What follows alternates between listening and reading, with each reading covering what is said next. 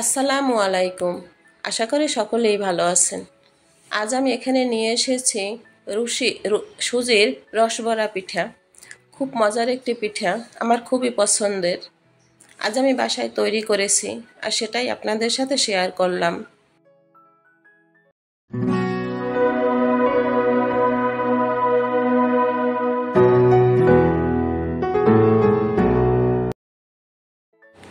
একটি কড়াইতে আমি আধা লিটারের মতো দুধ নিয়েছি। 1 কাপ পরিমাণে চিনি দিয়ে দিলাম। চিনিটা আপনারা আপনাদের স্বাদ মতো কম বেশি দিতে পারেন।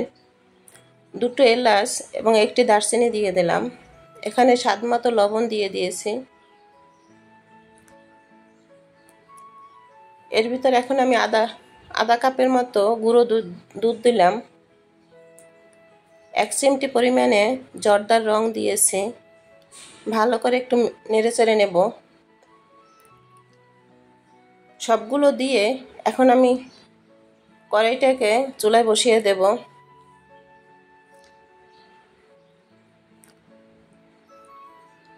শিরাটা বেশি একটা জাল দিতে হবে না, অল্প সময়ের জন্য আমি জাল দেব।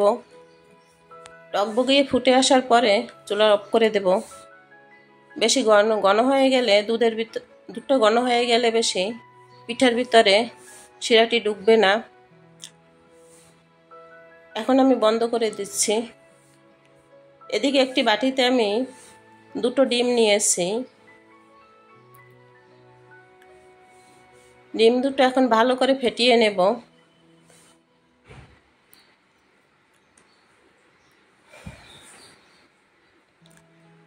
এখন আমি এর ভিতরে 1 কাপ সুজি নিয়েছি। 1 কাপ সুজি আমি এখন এই ডিমের ভিতরে দিয়ে ভালো একটি ব্যাটার তৈরি করে নেব। তবে কাজটি করতে হবে ধৈর্য সহকারে। একবারে ধাপ করে ঢেলে দেওয়া যাবে না, সুজিটা কম বেশি সমস্যা হতে পারে। এজন্য আমি অল্প অল্প করে সুজিটা দিয়ে দিলাম।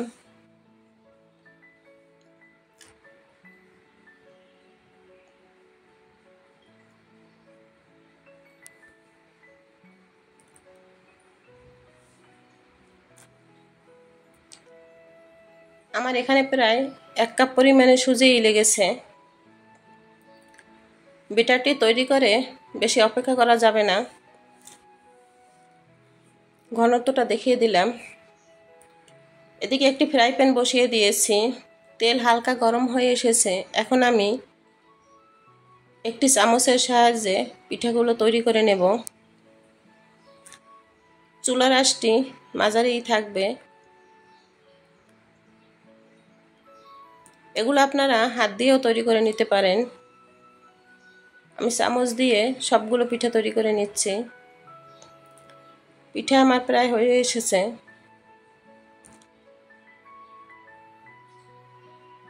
হালকা একটু নেড়েচেড়ে পিঠাগুলো উঠিয়ে নেব। পিঠাগুলো বেশি একটা ভাজা যাবে না। উঠিয়ে নিচ্ছি। শিরাটি যদি ঠান্ডা হয়ে যায় তাহলে শিরাটি আবার একটু গরম করে গরম থাকা অবস্থায় পিঠাগুলো ঢেলে দেব।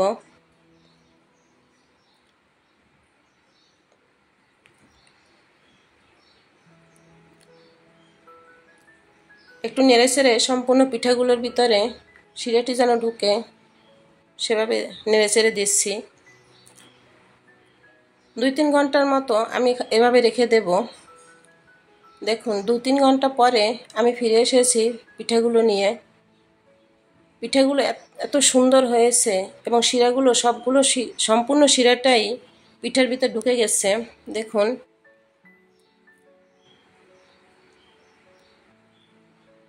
একেবারে রসে টইটুম্বুর হয়ে গেছে।